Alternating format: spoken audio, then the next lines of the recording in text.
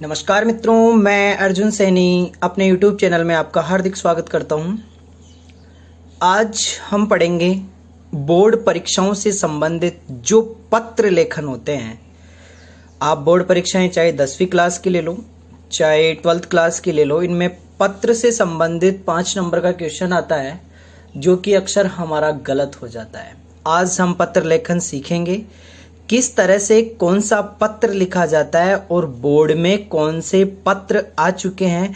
उन्हीं से संबंधित पत्रों पर हम आज वार्तालाप करेंगे और समझने की कोशिश करेंगे कि यहीं से हम पत्र लेखन सीख लें, ताकि कभी भी हमें ऐसी ज़रूरत ना पड़े कि कभी पत्र लिखना भी ना आए। यही पत्र हमारे आगे चलकर आरपीएससी, यूपीएससी या कोई भी प्रतियोगी परीक्षाएं होती है, उनमें भी इनसे संबंधित प्रश्न पूछा जाता है और आता भी है। तो सबसे पहले हम बात करते हैं कि पत्र लेखन कितने प्रकार के होते हैं। देखिए मित्रों, पत्र लेखन 2 प्रकार के होते हैं। एक होता है औपचारिक पत्र और एक होता है अनौपचारिक पत्र। देखो, औपचारिक पत्र और अनौपचारिक पत्र में क्या डिफरेंस है वो देखते हैं हम।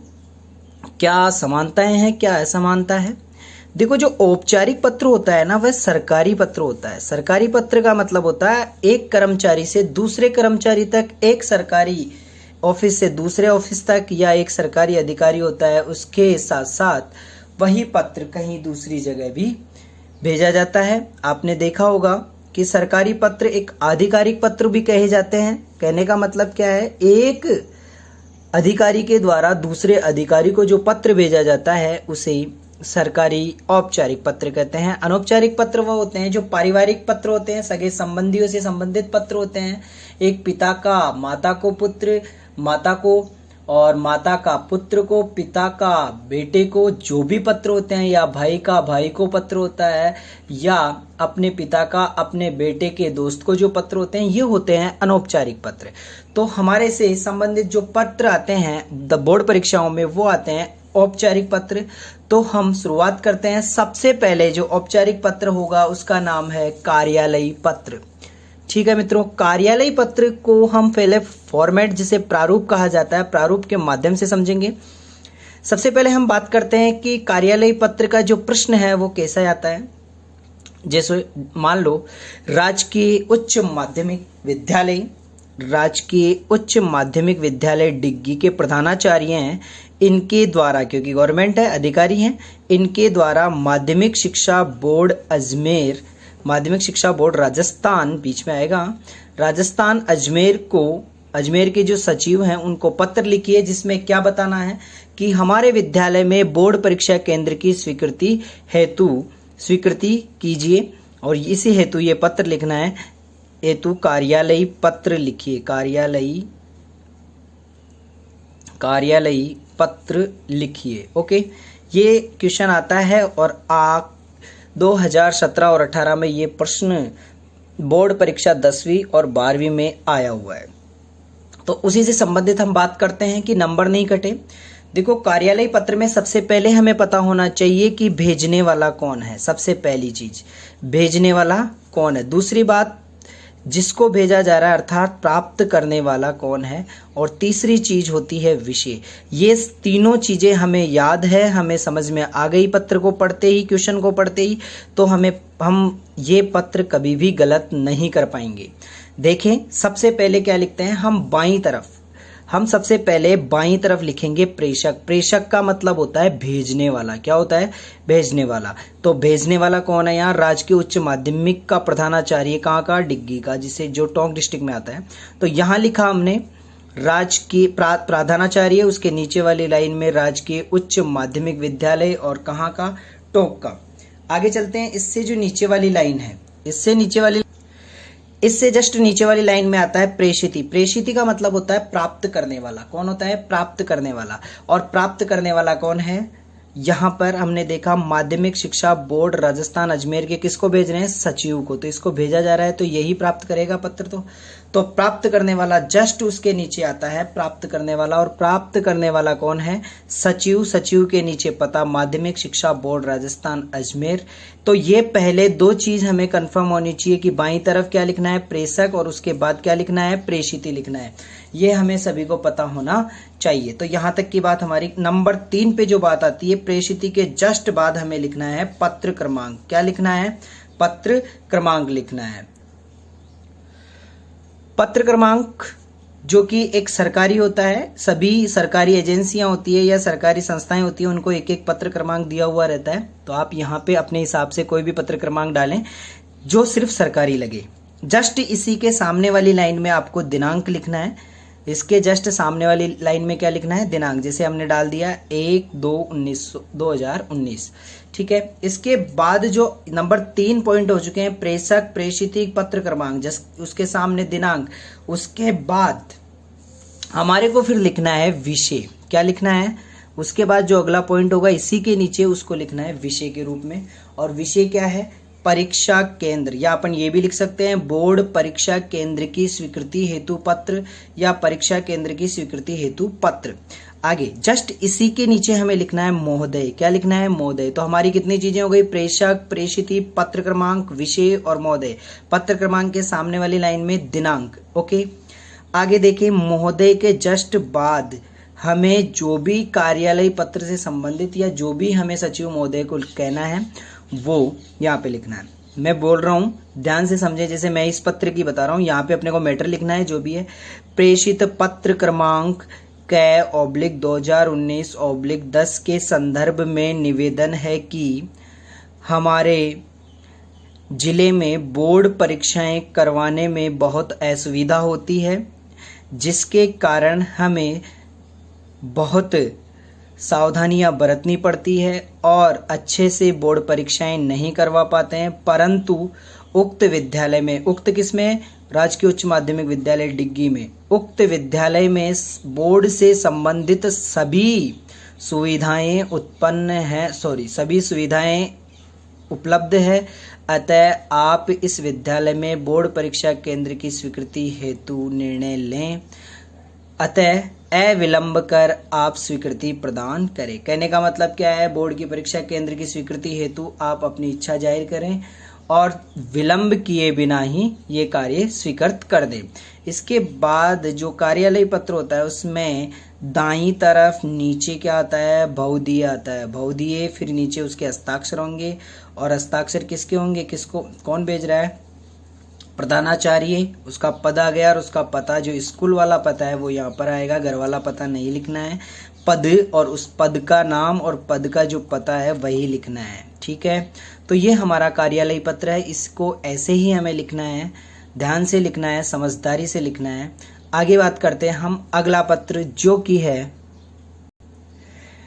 देखिए मित्रों, एक पत्र हमारे बोर्ड परीक्षाओं में आता है आवेदन पत्र। आवेदन पत्र वह होता है, देखो आवेदन पत्र के बारे में मैं आपको बता दूं, कहीं पर भी हम इंटरव्यू देने जाते हैं तो सबसे पहली चीज तो ये होती है कि जो हम इंटरव्यू देने जाते हैं, हम रिज्यूम लेके जाते हैं, उसके साथ आवेदन पत्र का होना बहुत ही आवश्यक है। जब तक आवेदन पत्र नहीं होगा तो आपको वहां नौकरी नहीं मिलेगी, पहली चीज।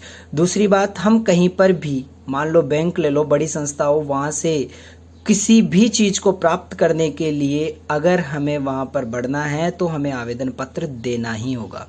जैसे बोर्ड परीक्षा 2019 में 12th क्लास में एक प्रश्न आया था जो ये है, रोजगार करने के लिए बैंक से ऋण प्राप्ति हेतु बैंक प्रबंधक को आवेदन पत्र लिखिए। बेरोजगार हैं और बेरोजगारों को पत्र लिखना है कहाँ पर? बैंक में पत्र लिखना है कि हमें रोजगार के लिए ऋण सुविधा उपलब्ध कराई जाए। ये 2019 12th क्लास में पेपर आया वार्षिक परीक्षा में, जिसमें ये प्रश्न आया था और उस प्रश्न को काफी बच्चे गलत करके आए थे। तो मैं आपको बता देता हूं कि जो आवेदन पत्र होता है वह किस तरह से लिखा जाता है। प्रश्न सभी लिख लें और याद रखें। आगे चलते हैं अपन, अब देखते हैं आवेदन पत्र का फॉर्मूला। देखिए बच्चों, आवेदन पत्र में क्या होता है, सबसे पहले सेवा में के कोमा आएगा। फिर हम अगर बैंक में पत्र लिख रहे हैं तो वहाँ प्रबंधक होते हैं, जैसे स्कूल में लिखा जाता है तो वहाँ पर होते हैं प्रधानाचार्य, इसी तरह यहाँ पर होते हैं प्रबंधक। तो हम लिखेंगे सेवा में प्रबंधक महोदय। हम एक बैंक का किसी का भी नाम दे देते हैं, जैसे पंजाब नेशनल बैंक है, हम उसके नीचे लिखे कहाँ के प्रबंधक, Punjab National Bank comma Civil Line, और ये सिविल लाइन कहाँ की है, टोंक में, ठीक है। टोंक के बाद पूर्ण विराम, इसके बाद हम लिखेंगे यहाँ पर महोदय। अब इसके बाद जो मैटर होता है वह आता है पूरी तरह हमारे लिए एक, कहने का मतलब प्रार्थना पत्र में जिस तरह से हम लिखते हैं उसी तरह से आवेदन पत्र में लिखना है। देखो अब मैंने बैंक के सिलसिले में क्या लाइन लिखी है, आप भी ध्यान से देखें। सविनय निवेदन है कि वर्ष 2019 में अवध विश्वविद्यालय से एमए की फुल फॉर्म होती है मास्टर डिग्री ऑफ आर्ट्स, ठीक है, मास्टर ऑफ आर्ट्स या मास्टर इन आर्ट्स जो भी है, तो विश्वविद्यालय से एमए की परीक्षा में प्रथम श्रेणी से उत्तीर्ण करने के बाद से अब तक मुझे कोई रोजगार प्राप्त नहीं हो सका है, अर्थात मैं बेरोजगार बैठा हूँ। मुझे पता चला है कि विभिन्न सरकारी ऋण योजनाओं के अंतर्गत, कहने का मतलब जो भी गवर्नमेंट स्कीम्स है उनके अंतर्गत या उनके अंतर्गत आपका बैंक युवकों को 60,000 तक ऋण सुविधा दे रहा है। अतः इस संदर्भ में आवश्यक पत्र आदि पूर्ण कराकर मुझे भी ऋण प्रदान करने की कृपा करें। कहने का मतलब क्या है, तो इस पत्र में क्या होगा, कहने का मतलब यह है कि जो भी बेरोजगार हैं, जो व्यक्ति बेरोजगार है, वह ऋण प्राप्त किस तरह से करे, कैसे बैंक में आवेदन करे, वो फॉर्मूला ये है। तो यहाँ तक हम कर चुके थे कि मुझे भी ऋण प्रदान करने की कृपा करें, ठीक है। इसके जस्ट नीचे अपन दिनांक लिखेंगे, दिनांक इसके सामने भी लिख सकते हैं, इसके नीचे भी लिख सकते हैं, बाकी उचित रहेगा, जो भी आप लिख सको कोई दिक्कत नहीं है। इसके बाद इसके नीचे वाली लाइन में इधर दाईं तरफ हमें प्रार्थी लिखना है, जैसे जिसका भी जो नाम है वो लिख दें और पता अपना एड्रेस सेंड कर दें, यहाँ पे लिख दें। ये होता है आवेदन पत्र। तो आज के बाद आपके आवेदन पत्र और जो हमने पहले पत्र पढ़ा था कार्यालय पत्र, वह किसी के भी गलत नहीं होना चाहिए। आगे हम एक पत्र के बारे में और चर्चा करेंगे, तो ध्यान से देखें। अगला जो हमारा पत्र है वह है विज्ञप्ति। विज्ञप्ति से संबंधित प्रश्न 10th बोर्ड 12th बोर्ड में हमेशा आता है और अधिकतर देखा भी जाता है कि विज्ञप्ति बहुत सारे बच्चे गलत भी करते हैं। तो देखिए पहले तो विज्ञप्ति होता क्या है। किसी सरकारी या गैर सरकारी प्रतिष्ठान, या तो सरकारी संस्था होगी या गैर सरकारी, कहने का मतलब निजी प्राइवेट जो भी है, उनके द्वारा अपने जो निर्णय होते हैं, निर्देश होते हैं, उनके द्वारा कोई घोषणा की जाती है, वह आम जनता तक पहुंचाने के लिए जारी किए गए पत्र, आम जनता तक पहुंचाने के लिए वह कुछ भी माध्यम, समाचार पत्रों का माध्यम, रेडियो का माध्यम, किसी के भी द्वारा माध्यम बनाकर पत्रों को विज्ञप्ति करते हैं। कहने का मतलब जारी करने के लिए जो पत्र लिखे जाते हैं उनको क्या बोलते हैं, विज्ञप्ति कहते हैं। कहने का मतलब आम जनता तक पहुंचाने के लिए जारी किए गए पत्र ही क्या कहलाती है, विज्ञप्ति। जैसे कि मान लो एक प्राइवेट संस्था है, उनको शिक्षकों की आवश्यकता है, तो वह एक विज्ञप्ति जारी करेंगे और बताएंगे कि कौन सी सब्जेक्ट या विषय से संबंधित कितने पद खाली है, ये विज्ञप्ति जारी गई है और आपको कब आना है, सारी चीजें बताई। भाषा इसकी अन्य पुरुष शैली में होती है। कहने का मतलब यह है सभी को संबोधित करने वाली। तो हम सबसे पहले देखते हैं विज्ञप्ति का प्रारूप क्या है, उसके बाद हम समझेंगे एक उदाहरण के द्वारा कि विज्ञप्ति कैसे लिखते हैं।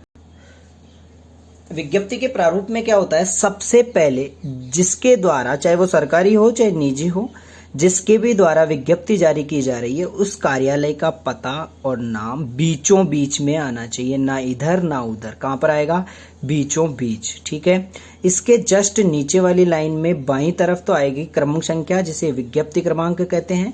इसमें हमने कोई सी भी क्रम संख्या डालनी है जो सरकारी लगे।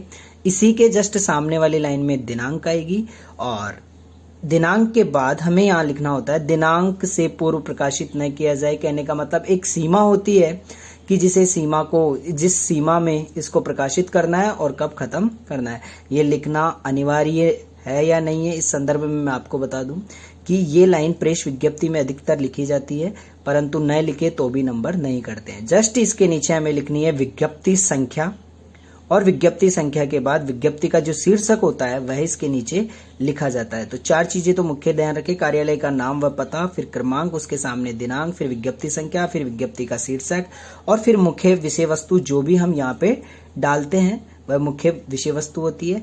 इसके बाद अधिकारी का पद और नाम यहाँ पे डाला जाता है, अधिकारी का पद और नाम। यहाँ पर पद और नाम देने के बाद विज्ञप्ति समाप्त हो जाती है। और आगे देखिए कि विज्ञप्ति में प्रश्न किस तरह से बनकर आता है। वो प्रश्न मैं आपको बता देता हूं कि मान लो कि 2019 में बोर्ड परीक्षाएं के द्वारा जो पूरक परीक्षाएं करवाई जा रही है उससे संबंधित विज्ञप्ति मान लो कि आपसे एग्जाम में पूछी जाती है। प्रश्न आएगा 2019 बोर्ड परीक्षाएं के बाद जो उच्च माध्यमिक परीक्षाओं की जो पूरक परीक्षाओं से संबंधित विज्ञप्ति है उसके बारे में आपको कुछ लिखना है। ठीक है, अब हम इसको प्रारूप को किस तरह से लिखते हैं वो देखें। एक बार प्रश्न फिर से समझें। उच्च माध्यमिक परीक्षाओं की जो पूरक परीक्षाएं हैं उससे संबंधित विज्ञप्ति है और बोर्ड द्वारा भेजा गया है, तो उस विज्ञप्ति को हम किस तरह से लिखेंगे देखें। सर्वप्रथम मैंने आपको बताया था कि विज्ञप्ति लिखने तो बोर्ड परीक्षाएं जो पूरक परीक्षाएं 2019 में कब आयोजित होने वाली है उसके लिए क्या क्या चीजें ध्यान रखनी है उसके बारे में विज्ञप्ति निकली हुई है और उसको हम कैसे लिखेंगे देखें। सबसे पहले संस्था का नाम जो बीचों बीच आएगा, माध्यमिक शिक्षा बोर्ड राजस्थान अजमेर। उसके नीचे पत्र क्रमांक, मान लो मैंने कोई भी पत्र क्रमांक डाल दिया। उसी के सामने हमें दिनांक लिखनी है, मान लो मैंने दिनांक डाल ली 9 मार्च 2019। फिर मैंने कहा था पहली चीज क्लियर, कहने का मतलब संस्था का नाम, जगह, फिर उसके बाद क्रमांक क्लियर, उसी के सामने दिनांक। अगली जो चौथी चीज होगी मैंने कहा था इसी के जस्ट नीचे ये बीचों बीच आएगी विज्ञप्ति संख्या। मान लो विज्ञप्ति संख्या 2 है 2019 की और ये मैंने ऑब्लिक लगा के लिख दिया है। इसके बाद जो शीर्षक होगा, शीर्षक क्या है, उच्च माध्यमिक परीक्षा 2019 की पूरक परीक्षाएं। 2019 की पूरक परीक्षाएं यानी का मतलब है सप्लीमेंट्री जो बच्चे हो गए हैं उनसे संबंधित यहाँ सूचना प्रेषित की गई है। अब जो बीच का जो मुख्य पार्ट होता है वह होती है मुख्य, जो इसके अंदर क्या लिखना पड़ता है, जो मैटर क्या है वो मैं मान लो कि इस संबंधित इस प्रश्न से संबंधित है कि पूरक परीक्षाओं से संबंधित जैसे किस तरह से लिखना है वो मैं आपको बोल के बताता हूँ। आपको भी आगे कोई सा भी प्रश्न पूछे तो इसी तरह से लिखना है। देखें यहाँ पे लिखा हुआ है, जैसे पढ़ते हैं अपन शुरू से, तो यहाँ तक अपना कंप्लीट हो गया था विज्ञप्ति संख्या और उच्च माध्यमिक परीक्षा 2019 की पूरक परीक्षाएं, ये शीर्षक हो गया है यहाँ तक। इस शीर्षक की लाइन में दूसरी चीज कुछ नहीं लिखनी है। इसके बाद मैटर स्टार्ट करना है यहाँ से, क्लियर। उच्च माध्यमिक परीक्षा 2019 की पूरक परीक्षाएं 1 जुलाई 2019 से समस्त पंचायत समिति मुख्यालयों पर आयोजित की जाएगी। कहाँ पर आयोजित की जा रही है, पंचायत समिति के जो मुख्यालय हैं वहां पर आयोजित की जा रही है। परीक्षार्थी अपने प्रवेश पत्र या परीक्षा से संबंधित जो भी सामग्री हो वो बोर्ड के द्वारा वेबसाइट दी गई है और उस वेबसाइट से प्राप्त कर लें, डाउनलोड कर लें। यहाँ तक की सूचना लोगों तक पहुंचा दी गई है बोर्ड द्वारा। अब देखो आगे क्या लिखा हुआ है, अतः किसी भी प्रकार की सूचना हेतु संबंधित केंद्र अधीक्षक से संपर्क करें। मान लो कि आपके परमिशन लेटर डाउनलोड नहीं हो रहा है या कुछ भी समस्या आ रही है तो इससे संबंधित भी इसमें क्या लिखा हुआ है, सूचना संबंधित केंद्र अधीक्षक से आप संपर्क कर सकते हैं। उसके नंबर दिए हुए होंगे और उससे संपर्क करके आप अपना समाधान कर सकते हैं। तो ये हुआ यहाँ जो मैटर है। इसके बाद हम देखते हैं कि इधर आएगा सचिव ही भेजेगा माध्यमिक शिक्षा बोर्ड राजस्थान अजमेर का। आप यहाँ साइन भी कर सकते हैं, नहीं भी करे तो चलेगा, क्लियर। तो ये होता है हमारा विज्ञप्ति। तो आपको आज हमने बोर्ड परीक्षाओं से संबंधित 3 तरह के पत्र बता दिए हैं। एक तो हमारा पत्र हो चुका है कार्यालय पत्र, एक हो गया आवेदन पत्र और एक हो गया प्रेष विज्ञप्ति या प्रेष विज्ञप्ति। इन तीनों पत्रों से संबंधित प्रश्न बोर्ड में आता है तो आप सभी बच्चे ध्यानपूर्वक ध्यान दें कि इनसे संबंधित प्रश्नों को ढंग से करने के लिए आप इस वीडियो को ध्यान से देखें, समझें। फिर भी समझ में नहीं आए तो दोबारा देखकर इसको समझने की कोशिश करें। और आपको अगर वीडियो अच्छा लगा हो तो सब्सक्राइब करें, लाइक करें, शेयर करें। धन्यवाद।